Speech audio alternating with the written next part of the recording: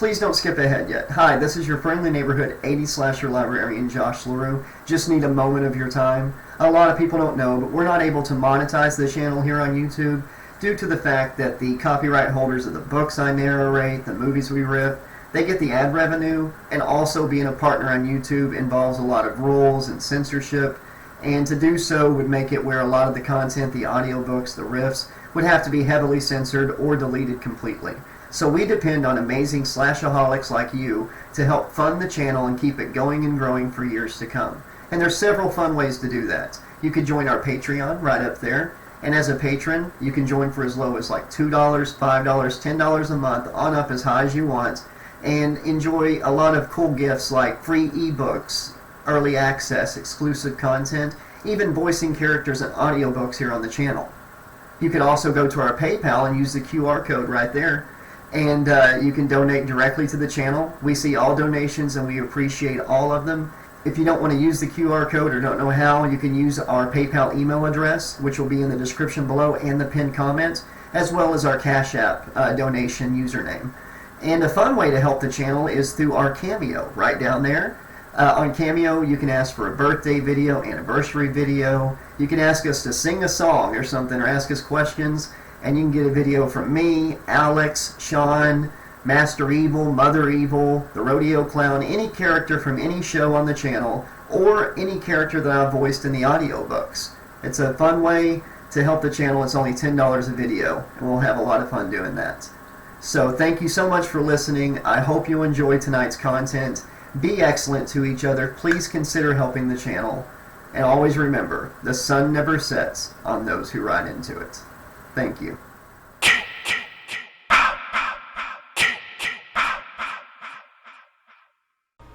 Friday the 13th, Part 7, The New Blood. The Novelization by Landon Turner.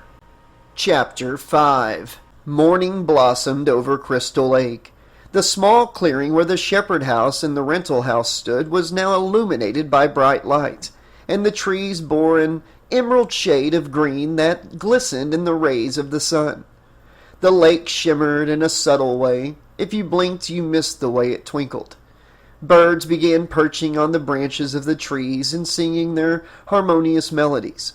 Everybody at the party, except for Mike and Jane, had carried on into the night without them, and eventually they all found a place to sleep. Melissa in her own room, Robin and Maddie in the guest room, Sandra and Russell in the van, and the others in various other rooms. Maddie awoke before the rest of the partiers, as she had gone to bed before everyone else. As she crept down the carpeted stairs into the living room, careful not to wake anyone, she saw Eddie passed out on the couch and groaned, thinking of just what had transpired the night before. Eddie had gotten wasted. It had been clear to everyone else in the room that he could no longer handle what was in his cup. He had stumbled about the room from one clump of partiers to the next, never invited to talk by any of them, but still doing it anyway, droning on about science fiction, about Derek F.Z. Sims' greatest film, The Battle of the Gargantuan Throngar. It bored everyone in the room except for Eddie. It seemed as if the guy could talk forever about science fiction. He was a walking stereotype, Maddie thought. Guys like him were a dime a dozen. He would profess adamantly that he was respectful and kind, but then behave like a petulant child. It had been like watching someone get drunk for the first time and having to babysit them. The whole party had to keep a close eye on him, in case he were to spill or break something, and they collectively resented him for it. And what was funny was Maddie thought that she would be the loser at this party. Maddie had been extremely hesitant when Robin had asked her to go have a good time in the woods with a bunch of her friends from class. Maddie and Robin had been roommates for quite some time, so Maddie had sort of trusted her when she said they were good people. But still, it had been a big decision. But after Robin's urging, Maddie had decided to tag along, thinking that it would be good for her to meet her fellow students. But now, after seeing Eddie's behavior and hearing Melissa's bitchy comments and seeing David smoking joints like they were candy, she had some doubts about her decision to go along. Maddie hadn't known that there would be drugs. Maddie didn't mind the weed all that much, but What would happen if those neighbors next door called the police because they were being too loud? Then the cops would walk in and bust them all for having the drugs. David's stash was basically lying all around the house in plain sight. And the worst part was, Robin seemed to not be bothered by it. Didn't Robin consider the fact that if they all got arrested for drugs, it would likely mar their ability to get a job in the future? Those kinds of charges show up on any kind of background check and could follow you your entire life. It only takes one mistake. It was like Maddie didn't know her own roommate anymore. She had completely morphed into a different person from the second they arrived. No, from the second that she saw David. Robin had always been careful and smart before, and never downright rude to Maddie. She was now subtly avoiding Maddie like the plague, and giving her dirty looks. It was like she had become an entirely different person. It was like she was embarrassed by Maddie. Maddie had seen this happen a billion times before. It was hard to befriend women, as it were, but it made it even harder when the other woman was 10 times more conventionally attractive. Usually, they would end up pretending they didn't even know Maddie in social situations and only act like a friend when they wanted something from her. With Robin, Maddie had been convinced that it would be different, that she could actually have a girlfriend who she could trust. But not now. Not anymore. From the second she saw David, Maddie became nothing to her. It was happening again. Maddie knew she wasn't pretty, and she knew that she wasn't the thinnest girl around, but she still knew she deserved more. Looking back on her and Robin's relationship, Maddie could see it all differently. Every compliment could easily be twisted into something malicious. The snide comments and the subtext of her words were becoming very clear to Maddie. "You know, Maddie, they do make clothes for bigger girls," she would say while they were shopping. "Maddie, you're just a different kind of girl, not one that men usually go after. There's nothing wrong with that," Robin had said to her one night while Maddie was complaining about her love life, or rather, her lack of one. It was all coming back to her. She even remembered that Robin always did use Maddie for her benefit. It was looking like Robin only wanted Maddie around to do her favors. Last time they went out, Robin had gotten sloppily drunk and had to be taken home passed out in the back of Maddie's station wagon. Some friends can be like that. They'll be in your life when they need help. Robin would probably get drunk, get hurt by David, and come crawling back to Maddie crying for advice. Maddie couldn't believe that she had been duped into thinking Robin was loyal. And now what could she do? Start a scene? Ruin the party for Mike? No, she thought. Time to fight fire with fire. She had a plan hidden up her sleeve, and she just knew when the time was right it would all play out perfectly. Maddie went into the kitchen and stared in dismay at the mess that the party-goers had left behind. Empty beer cans were littered all around the trash can. Bags of chips that had been left out to get stale were lying all over the dining table and the counters. It reeked of weed. God, Maddie thought. Poor Russell. It was nice of him to let him use the cabin, and this was how he was repaying him? By trashing the house? With that thought, she grabbed a trash bag and started walking around the kitchen, throwing trash into the bag as quickly as she could. When it looked decent enough, she decided to make some breakfast. After all, maybe David needed to see that Maddie was a woman, not a girl. A woman who could take care of herself. Maddie wondered if a guy like David would even be interested in her. Before, Maddie had gotten in way over her head with men. The way David would glance at her was making her think he was interested, but maybe he always looked at everyone like that. Maybe it was all in Maddie's head. As she started wiping down the counters and thinking about what she would make for breakfast, her thoughts drifted over to that girl, the one from next door. The one that Nick invited. Maddie hoped she hadn't heard Melissa's nasty comments. The way she had just stared off into the distance and then ran out of the house had really put a damper on the party. It unnerved everyone. What had happened? She also kept thinking about Mike and Jane and how late they were to their own party. Maybe they had gotten lost. Someone should really take one of the cars and go look for them, she thought. She began to fry some eggs on the stove and laid out some clean bowls and boxes of cereal. Then she pulled a coffee maker out of a cabinet, plugged it in, and poured in some coffee grounds from the pantry. Kate suddenly walked in, showered and changed into stylish overalls, cut off at the knees, and a bright yellow top. Her thick black hair was still tied into a long braid. "Good morning. You need some help?" Kate asked flatly. "Sure," said Maddie, as Kate began cleaning some dishes at the sink. Maddie could see the sour expression on Kate's face and wondered what her deal was. It probably had to do with her boyfriend Ben, Maddie thought. She hoped that their drama wouldn't ruin the party for everyone else. After all, it was already fun the night before, even without the birthday boy. Everyone had been in a pleasant mood, except for that girl from next door, Tina. Maybe she had gotten nervous around a crowd of people and just decided to split, Maddie thought. It had happened to Maddie herself. She had gone into a party and didn't know a single face there. It made a knot form tight in her guts, and eventually she felt so queasy that she could hardly stand. Everyone passed around the joint as she tried to make conversation, passing on her turn to smoke when the joint arrived at her. Nobody seemed all that interested in what she had to add, but Maddie knew that not every party was going to be a fun experience. At least this party she knew Robin. Besides, this get-together seemed like it would turn out to be a really good few days out in the great outdoors. She didn't feel the slightest bit nauseated or nervous around this bunch. So maybe this would be a party for the books. She also wondered if she would end up in bed with a sexy guy. Maddie had never had the greatest experiences with love. It was more that she didn't have any experience at all. She had gone on dates with plenty of men, only for them not to return her calls. Maybe this weekend it would be time to really get to know somebody. Maybe someone like David.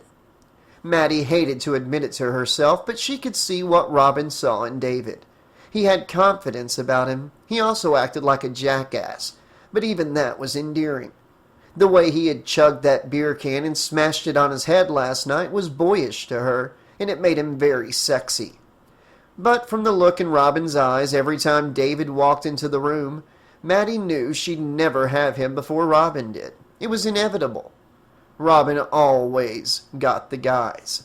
They flocked in droves to her crimson hair, her freckles, her emerald green eyes, and her sensual demeanor. Maddie had nothing that boys could flock to, she thought miserably. She was flat-chested, short, and plump. Maybe she did have to lower her standards, as Robin had told her. Maybe for a guy like Eddie, but my God, was he a dweeb, she thought. He had totally botched his attempt to impress anyone last night. At this point, everyone just wished he would leave. But he was Mike's old roommate. After a few more minutes went by, Robin walked in and poured herself a bowl of cereal, humming sleepily to herself and wearing a nightshirt and pajama pants. Ben came in shortly after and sat at a bar stool. Maddie noticed the awkward silence and looked up from her eggs that she was frying. So, some surprise party this turned out to be, huh?" Maddie said. "Oh, you know Michael," said Robin with a sly grin. "He probably got pulled over for drunk driving and had to spend the night in jail." "That guy can smell a party from 100 miles away," said Ben. "He'll be here." Then Ben leaned across the kitchen island closer to Kate. "Now, where's my coffee?" he said seductively. Kate glared at him. "Where would you like it?" she snapped, and dropped what she was doing. The dishes clattered in the sink, and she stormed out of the kitchen and thumped up the stairs, as Ben held his head in his hands. Maddie and Robin exchanged glances. Melissa came past Kate and walked into the kitchen, changed into a new designer outfit. She was still wearing her pearl necklace. "Has anyone seen Nick?" she asked. "Oh, I saw him when I was, coming downstairs. He's going next door to visit Marilyn Munster," joked Robin. Melissa frowned and left without saying another word.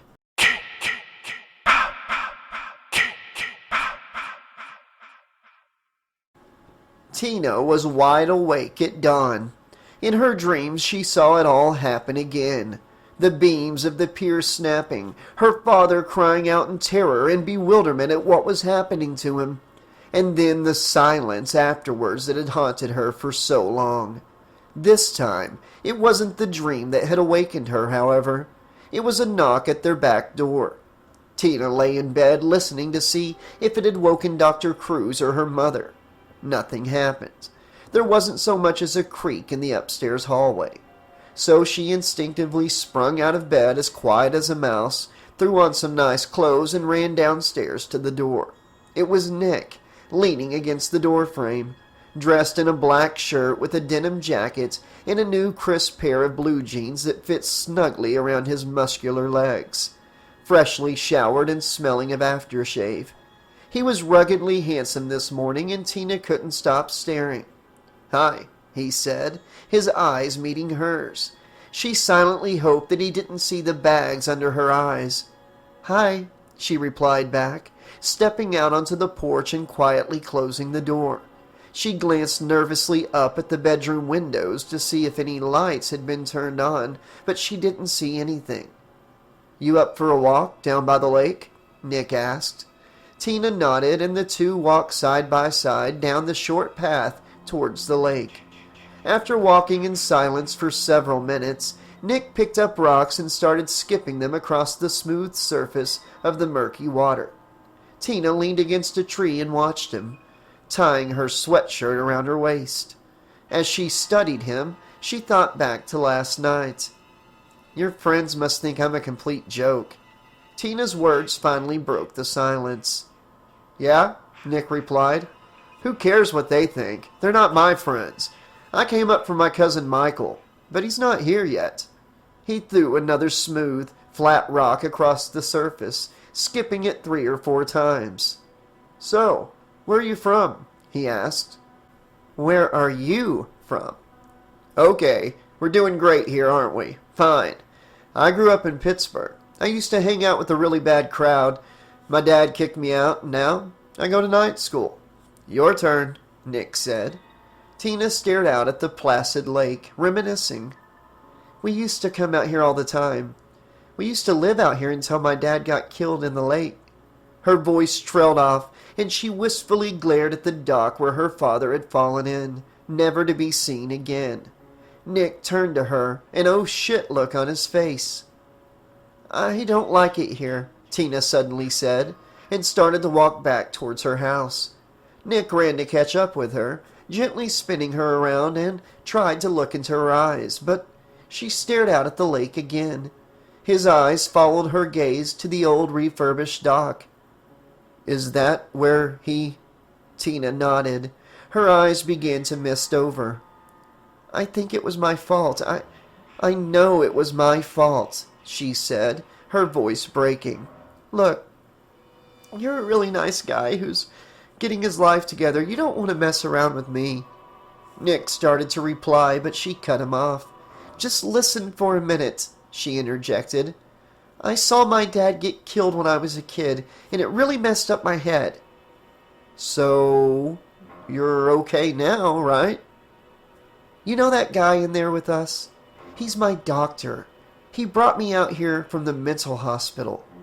Suddenly, a sharp noise cut through their conversation like a dozen blades. It was a twig snapping.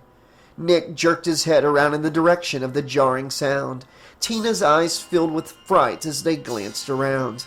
Then there was the sound of soft, furtive footsteps. Someone was definitely slinking around just a few feet down the hill from Tina and Nick by a rotted tree. Nick ran over to the spot where they had heard the sound, but there was nothing there. He returned to Tina and smiled wryly. "I saw it. It was a big pink elephant." Then he started to laugh, and Tina fought the instinct to smile, but one broke through anyway. He leaned closer to her, and Tina found herself distracted by his alluring eyes. "You know, with my luck, you're going to turn out to be another delusion," Tina said. Her words were nearly cut off as he suddenly kissed her softly. And for once in her life, Tina felt that things would be okay. Nothing could ruin the moment as they stared out at the wilderness. As they started to kiss again, another twig snapped, but again there was nobody there. But Tina could have sworn she saw a flash of color dash in between two trees. But then again, her mind always played tricks on her. She didn't know what was real and what wasn't real, not anymore. She couldn't even trust herself to believe Nick was real, even though he was standing right in front of her. Surely it had just been a wild animal roaming about. But Tina still remembered the man from the lake, the one who she had revived. Several questions now plagued her. Who was he? And where was he now?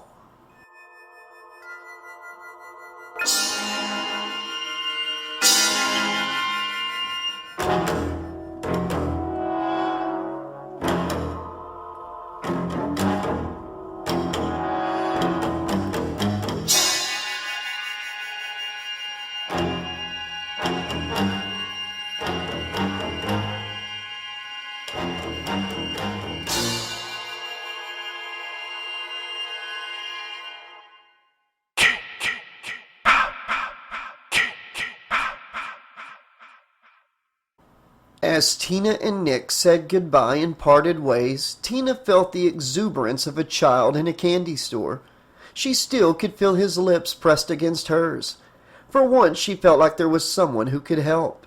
Nick seemed to actually care about her problems, to actually care about her and not just his own self-interest like Dr. Cruz. At first, Tina had put up walls around herself. It was so much easier to live that way. If she didn't let anyone in, they wouldn't have to see just how messed up she was. But Nick seemed to be able to penetrate her walls with one single glance. He was seemingly able to knock them down with just a few short and sweet sentences. Finally, she had someone to take her away from her life. Even if he was just a random boy next door, Tina didn't know who else to turn to. Her mother and her doctor both just thought she was crazy. But she wasn't thinking about any of that anymore. All she could think about was Nick. What luck to have decided to come back to Crystal Lake at just the right time, she thought. The only question now was, would Nick believe her?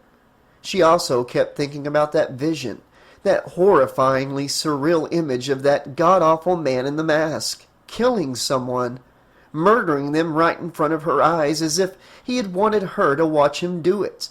Would Nick even believe her if she told him that someone could truly be out there? Someone that had risen from the bottom of the lake? It sounded absolutely insane when it ran through her mind, that someone could have been resurrected from the dead simply by willpower, but it was looking like that's what happened. Unless Tina's fears became realized. The pressing fear that she was truly out of her mind and it was all in her head. And who was that boy he was killing? Tina thought she could see some semblance of resemblance to Nick. They didn't share all of the same features. The masked man's victim had been blonde and Nick had dark hair. But they had a very similar jawline and facial structure. Then Tina suddenly remembered. Nick had a cousin that hadn't shown up to the party yet. As Tina came into the kitchen from the covered porch, she saw Mrs. Shepherd at the kitchen, pouring tea, and gave her a peck on the cheek. Mrs. Shepherd was astonished seeing her daughter in such a vibrant mood. "Well, what was that for?" she said.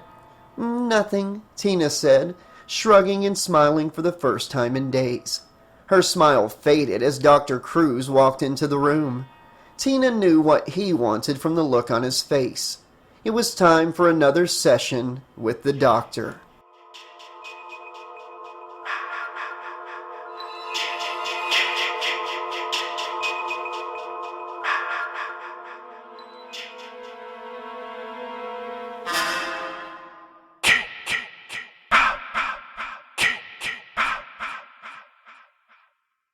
The sun made its way across the sky as the day went on, and eventually the sky turned a deep shade of indigo as 7 o'clock neared.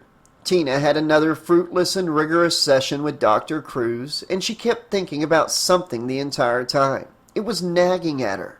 She remembered the vision of the boy being killed with a spike. All the blood still flashed into her mind. What troubled her is that Nick said they were still waiting for his cousin, and the boy that Tina envisioned getting killed looked awfully like Nick. What if she could see things that were going to happen, or worse, what had already happened? Tina was starting to fear that whoever that man in the lake was had killed Nick's cousin. Only problem was, Tina didn't know if what she was seeing was just a delusion or something connected to reality. But she didn't want to risk being right and not have done anything about it. No, she thought, the man that had sprung up from the bottom of the lake was definitely real. Or was he? She had no idea at this point. All she knew was that she had to find Nick again and see if his cousin was safe. Otherwise, she would never stop thinking about it. When Dr. Cruz or her mother weren't paying any attention to her, Tina grabbed her jacket and went out of the house, walking through the wooded area towards the rental house. She smelled the distinct smell of a grill. Smoke started to appear, drifting away into the sky. Maddie, Kate, and Sandra were frying burgers for dinner for the group. Sandra watched Tina as she approached, drinking a can of beer. Ben and Russell were throwing a football back and forth. "So, Kate, what's with you and Ben?" Sandra asked as Tina walked by. Kate scoffed. "He blew me off last weekend to hang out with Eddie. God knows why. He lied to me." Tina tuned out their conversation and strolled past, not making eye contact. She sauntered in through the open back door where David and Eddie were sitting at the kitchen table rolling joints. Melissa and Robin were standing in the kitchen, holding cocktails, day drinking and conversing casually. "Has anyone seen Nick?" Tina asked, interrupting Robin and Melissa's discussion. Melissa's eyes cut sharply to Tina. She held out a bowl of spinach dip. "Oh, he's around. Dip?" Her words seethed with passive aggression. Her eyes were narrowed. Tina turned to leave as Melissa smiled. Her mission was accomplished. As Tina went through the door, Maddie suddenly appeared, having heard Melissa's tone. As Melissa walked back into the living room, Maddie pulled Tina aside and closed the door. "She's like that with everyone except boys," whispered Maddie. "Want a Coke?" Maddie walked to the kitchen island and reached inside a cooler, handing it to Tina. "Help yourself." David suddenly looked up from his joint, holding up a bag full to the brim with marijuana. "It's cocktail hour," he declared, a hazy look in his eye. He was already stoned out of his mind. Maddie caught him glancing at her, and she leaned close to Robin. "Robin, did you see the way that David just looked at me?" Maddie's eyes lit up with excitement. Robin tightened her lips and tried not to laugh, but it was evident from the way she was pursing her lips that she was holding back a very bitchy cackle. Robin glanced at David, who was now sealing the ends of another joint with his mouth. Then she turned to Maddie. "Oh, get real, Maddie. You're not his type. You need a little touch-up work first." Robin looked her up and down. Maddie's jaw dropped. "Thanks!" she exclaimed in disbelief. "The Columbian Express is heading out. All aboard!" It was David standing up at the table and walking into the living room. Eddie followed him, a cannabis-induced grin on his face. Melissa pulled Eddie aside suddenly and whispered to him. Robin was staring at David, watching him leave. She kept watching his ass flex in his jeans. The way that his messy dark hair was uncombed made her want to drop her pants right there for him. He's so sexy, Robin thought. What the hell? "I'm gonna do it," she said, grinning from ear to ear. "Robin, you don't smoke," cried Maddie in disbelief. "I do now," said Robin, hurrying into the living room. Maddie ran after her. "No, you can't, Robin." Robin turned to her. "You and I made a deal. We were going to come here and have a good time, right? Well, I'm going to stick to the deal." Maddie was speechless. "You in?" Maddie still didn't say a word. Tina stood by awkwardly. "Okay," Robin said, and followed David up the stairs. Maddie grabbed Tina by the sleeve, and they went into the living room. "Look, I really need to talk to Nick," Tina said. "Don't worry, he'll show," Maddie reassured her. "Hey, Tina!" Melissa's snarky voice rang out. Tina jerked her head towards her. Eddie was wearing his Air Force jacket like a straitjacket, a devious grin on his face. Melissa held up her hands, gesturing to the jacket. "Is this what they wear at the mental hospital?" They were Melissa's words. Tina realized everything now. It had been Melissa spying on her and Nick by the lake. Eddie and Melissa roared with laughter. Tina's hands and face suddenly felt hot. Everything was burning. The veins began to bulge out of her throat. Her hands clenched around the coke. The room suddenly hushed as Melissa's necklace suddenly stretched out as if being tugged by some unseen force. Then it broke. Out of nowhere, and seemingly by nothing, scattering pearls all over the hardwood floor. Everyone was astonished. Tina once again handed her drink to Maddie and ran out the front door into the quickly nearing night.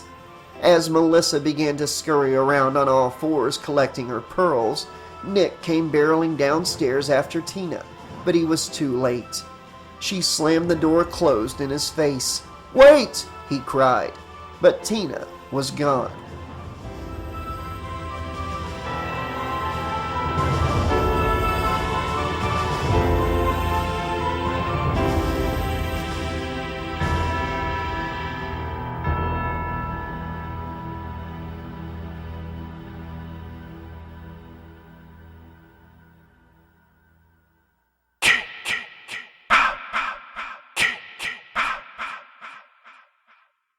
"I hate this place," Tina proclaimed as she paced around Dr. Cruz's office nervously. Mrs. Shepherd watched her daughter with sad eyes, sitting in a chair. "Mom, he's making me do things I don't want to do, and I'm seeing things." She was clearly at her wit's end. She paced back and forth from Dr. Cruz's desk back to her mother's chair wildly, tears running down her cheeks, her eyes puffy and bloodshot. I could have killed someone. How could I have done that?"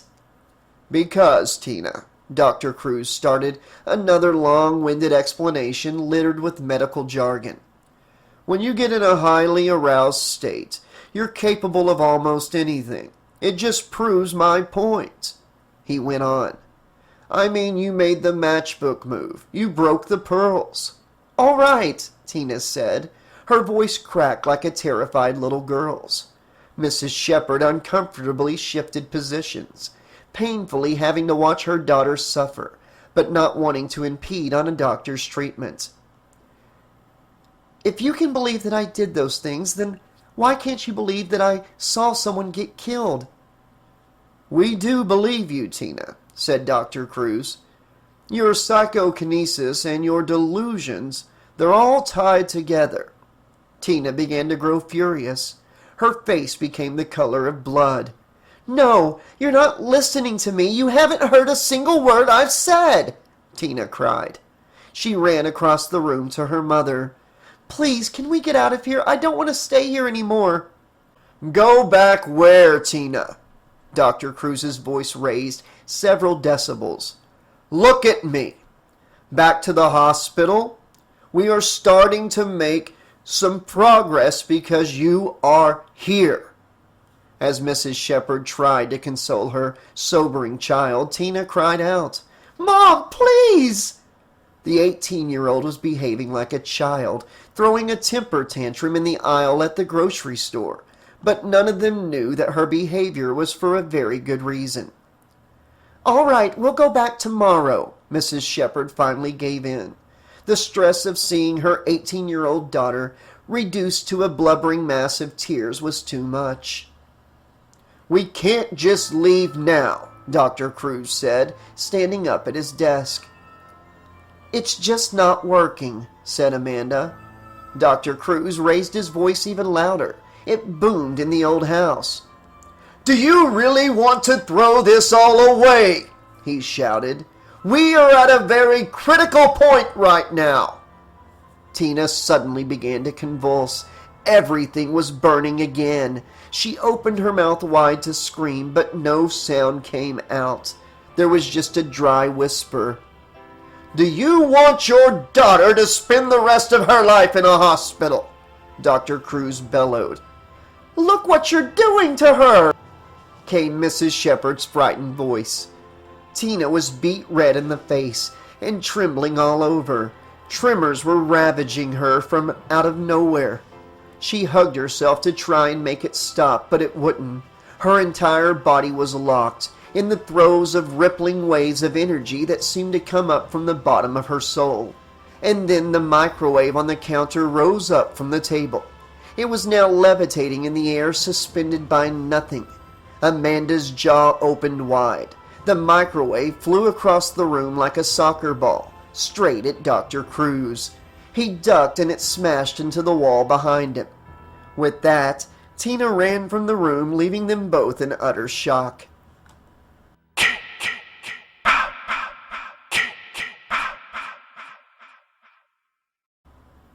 She clambered down the stairs 2 at a time and raced through the house and out to the covered porch. "My God," she thought frantically, "I'm going to hurt someone." She needed to get out of that house as fast as possible and away from everything. She could picture herself wandering the roads of Crystal Lake aimlessly. All of her motivation to figure out what was going on was gone now. She had seen too much. As she flung open the screen door, feeling the rush of night air on her face, Nick appeared. "Whoa, whoa, whoa, whoa, where are you going?" he said, holding her in place and his eyes widening with concern, seeing how distressed she seemed to be. Tears stained her cheeks. "Oh, Nick, I want to get out of here." "Melissa was a bitch," Nick said. "No, forget Melissa," Tina exclaimed. "There's something really wrong here. I know it, but nobody believes me." "What are you talking about?" "Did your cousin Michael ever show up?" Tina asked. Her eyes searched him desperately for an answer. Nick hesitated. "No, he didn't," he said with a sigh. "But, Tina, what does he look like?" Tina interrupted him impatiently. "Tina, I don't see what this has to do with anything." "Can you tell me what he looks like? Do you have a picture or something?" Nick felt the back of his jeans. Yeah, actually I do." He unfolded a leather wallet. Tina gasped with fright. She stared into Nick's eyes, shaking her head, not wanting to believe it, but it was right in front of her. The young sandy-haired boy in the photo was the boy that she had seen in her vision.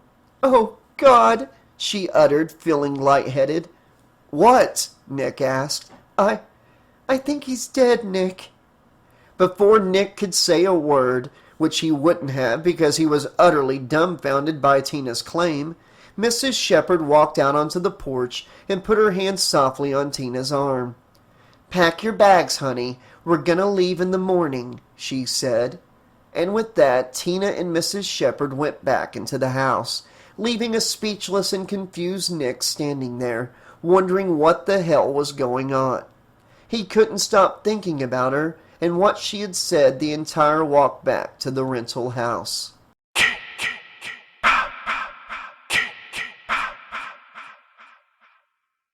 Nighttime had fully come now, shrouding the lakeshore in blackness. It had dawned slowly over the small lakeside clearing, gradually getting darker until finally it was the dead of night, and the only lights that penetrated out into the inky void were the lights from the 2 houses perched on the shore. Leaves rustled. Could have been the wind. Could have. Nighttime in Crystal Lake could do that to a person. Make you think you saw something move out of the corner of your eye. Make you scared of your own shadow. Especially if you had heard the stories. The ones about killers that lurk in the darkness. Russell and Sandra hadn't heard those stories. That was probably why they were strolling down to the lake, alone, wrapped up in each other's arms, oblivious to anyone and everything. If they were more alert, and not so tuned in to one another, they may have been able to hear soft footfalls over the leaf litter. If only. The air from the woodpile was also missing. They didn't notice. So, when did you, first fall in love with me? Russell asked. His voice was grating in the presence lurking just several yards away. The presence that had been quiet and as stealthy as a mouse. When I saw the enormous size of your big, beautiful wallet, she said, laughing. It was just this huge bulge in your pants calling my name. Sandra, Sandra, take me now. Russell shoved his hands in his pocket and sighed. It had always been like this for him. Girls were never interested in his personality or his looks before, but they also had never been so open about it. Surely she had meant it as a joke, he thought. But from her nervous laughter, he was beginning to think otherwise. But what could he do? Any drama between the two of them would ruin everyone's mood, and Michael wasn't even here yet. Sometimes the way she laughed grated his nerves. Sometimes he would picture herself with a totally different woman when he was in bed with Sandra. But if it had worked for his parents, maybe it could work out for him as well, and she'd eventually fall in love with him. That's what had happened with his folks. His dad had been the one with the solid job. He was a real estate guru, making 6 figures a year and owned several country clubs. Russell's mother had flocked to him, and apparently it was love at first sight. The story went that they were at an auction that was auctioning off members of the country club to be paired with a handsome young bachelor, which turned out to be Russell's father. His mother had admittedly gone and rigged the auction to be in her favor so that she would get Russell's father, and she had said that she had been in it for the money. But after the auction, his mother and father started chatting and hit it off. The auction had been a bit of a joke at first, but Russell's father meant business when he took his mother on a weekend cruise after the auction. That's where they really fell in love, dancing all night on the ship's ballroom to snazzy renditions of Frank Sinatra tunes. Maybe what happened with his folks would happen for Russell out at Crystal Lake. After all, being alone out in the woods would be a great way to really get to know each other, and for Sandra to see past his money. Maybe Russell's mother had been in it for the money just a little bit, but eventually that fades away and real love can happen. True connection. That's what Russell wanted tonight. Real connection. But now, standing on the lakeshore quietly with Sandra, not knowing what to say, he began to give up on that notion. This week was supposed to be about having fun. How could they even be alone together if Jane had invited everyone and their mother? It was a full house. But he figured that taking Sandra down to the lake would be a perfect way to escape the noise. As they walked, Russell thought back to the first time they met. He had seen her laughing and talking with his parents, putting on such a good impression that Russell's dad had called her a girl to take home to mom. And Sandra was that. She knew how to talk to all kinds of people. With his parents, she was polite and well-mannered, but with him and her friends, she was crass and funny. She could even be daring at times, like now. Sandra suddenly grinned mischievously at him. "Come on," she cried, and ran into the shallow part of the lake, splashing and giggling with glee. "You coming?" "What are you doing?" said Russell stiffly. Sandra giggled and started taking off her shoes and socks, as well as everything else. "Come on," she cried. "You chicken?" And just like that, Sandra was stark naked. "You're crazy," Russell called from the shore. She dove into the water as Russell shrugged and grinned. "You want to go for a little swim?" she called. She dove under as Russell took off his shoes and sat down under a tree, unbuttoning his shirt. "You need a formal invitation?" she called to him seductively. "Russell, party for 2, right this way, please." Crack. Russell didn't notice the telltale sign that someone was coming up from behind the tree. Someone heavy and gigantic in size. Sandra ducked down underneath the lake's glossy, smooth surface. Russell was mesmerized by the sight of her female beauty, hurriedly tumbling with the buttons on his shirt, and paying no attention to the monstrous shadow that bathed him in darkness. Then, out of his peripheral vision, he saw him and jerked his head towards the figure. His eyes widened. He stammered in fright, crab walking backwards. It was the huge, stinking form of the hockey-masked assassin himself. "No, no," Russell whimpered, crawling backwards through the leaves but hardly getting anywhere. His hand slammed against a tree root, scraping it as he struggled to get to his feet. In one huge step, Jason was on top of him. Too late. Russell was down for the count. He didn't even register the axe in Jason Voorhees' right hand, but he saw it now. It gleamed. It soared through the air. The blade of the axe cut off Russell's panicked scream. "Russell, come on!" Sandra cried out as she finally came up for air. She squinted towards the shore and then screamed. Russell was dead, lying spread-eagled on his back. His face was split in half clean down the middle. A pool of blood formed in the sand underneath him. His mouth hung open in a frozen scream. "Russell! Russell!" Sandra shrieked, absolutely hysterical. Nobody was around. The houses were all quiet. She thrashed around in disoriented terror in the murky water. His killer was gone. It seemed like several minutes went by to her panicked brain. Her primal survival mechanisms were all activating. Her heart was racing, her face flushed, her mouth was as dry as sandpaper. She frantically tried to make it back to the shore, but she wasn't making much ground. She couldn't touch anymore. She kicked hard, trying to find the sandy bottom of the lake, when suddenly she felt something in the water with her. A grimy hand pulled her down into the abyss as she let out one last bone-chilling scream. It was choked off as water filled her throat. And then the lake was still. The woods of Crystal Lake were quiet once again.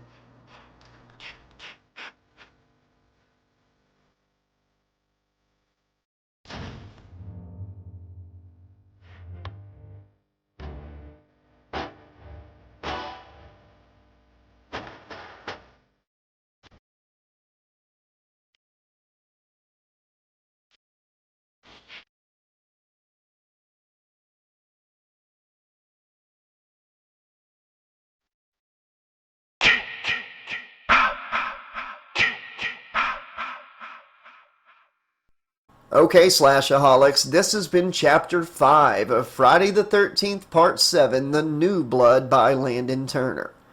Really enjoyed tonight's chapter, really enjoying this book so far. It's got me low-key hyped that he will end up writing a Friday the 13th, Part 8, Jason Takes Manhattan. And Landon, if you're listening, and if you ever do write Jason Takes Manhattan, I love whenever you take creative liberties with these books, and that book would demand it. You know, like maybe less time on the boat, more time in New York. Maybe find like some storyboards or early scripts for that movie and throw in some of the scenes that they wanted to film but didn't have the budget for. You know, make New York a bigger part of the story. I think that would be effing amazing, and I think you would have a slam dunk with that one. But yeah, tonight's chapter was great. You know, we got to know some of the party goers more. Maddie, you know, you kind of feel bad for the girl. But then again, she's kind of judgy of Eddie, you know. You got a great scene with Tina and Nick. And of course, you got little Miss Bitch hanging around watching everything and then embarrassing Tina. But hey, that leads to Tina, you know, having another moment with her powers, breaking the necklace. God, that girl's just such a bitch. I cannot wait for her to die. Dr. Cruz showing his true colors a little more and more. I love that the microwave got thrown at him. I wish it had hit that asshole. You know, her revealing to Nick after she sees the picture that, yes, Nick is dead. Not Nick, I'm sorry. Michael is dead. His cousin. Just a great chapter. I really enjoyed tonight's chapter, and ending it with Jason taking out Russell and Sandra, I think I said both names. I'm glad that we got to, you know, have Russell get killed with the axe. The scene kind of played out a lot better than what we got in the movie. And, yeah, you know, I know Sandra's death was kind of short, but there's nothing more terrifying to me than drowning. Like even with burning alive, at some point you don't feel anything. Drowning and choking, I just cannot imagine it. And so yeah, might have been like a less bloody kill than we're used to with Jason, but still gruesome and terrifying. And yeah, really excited to continue this book. I'll be back very soon with more of Friday the 13th, Part 7, The New Blood by Landon Turner. Be sure to subscribe if you haven't done so already. Tell your friends about the channel. We've got 70 out-of-print and fan-written novelizations and tie-in books from all the main slasher franchises and more. So much here on the channel. Plus, we got some great funny podcasts, horror movie riffs, horror movie reviews, book discussions. So much going on here on the Slash Tracks Network. And if you haven't done so already, please subscribe, click the like button, click the bell so you're always notified of new content. I think I can try to talk. You ought to see how many bloopers I had tonight. Oh my God. Anyways, be sure to drop a comment below. I love to hear from all of you and discuss these books with you. If you'd like to support the channel and see it continue to go and grow for years to come, check out our Patreon. The link is in the description and the pinned comment. Also, you can go to our PayPal and make a super thanks donation. The email to make the PayPal donation to, as well as our Cash App handle, is all in the description and pinned comment. And you can also go to cameo.com/slash tracks network. And for $10, get a personalized cameo video from anybody on the channel, or with me doing any voice of any character or slasher on the channel. All of these ways really help support the channel, and it's the only way the channel gets funded, as we're not able to monetize the channel due to the copyrighted content. All of the copyright holders get our ad revenue. And anybody that is a $10 patron or becomes a $10 patron or higher between now and March 1st, or anybody that makes a $10 donation or higher between now and March 1st, or orders a cameo video between now and March 1st, will be entered into a drawing to actually be killed off in an upcoming Jason fan novelization here on the channel. You'll be in the book, and you'll get to pick how Jason takes you out. So that's going to be a lot of fun. All right, everybody, please come back for the next chapter. Check out all the great stuff on the channel that we have already. Be excellent to each other. Remember, the sun never sets on those who ride into it. Thanks for listening. I'll see you next time.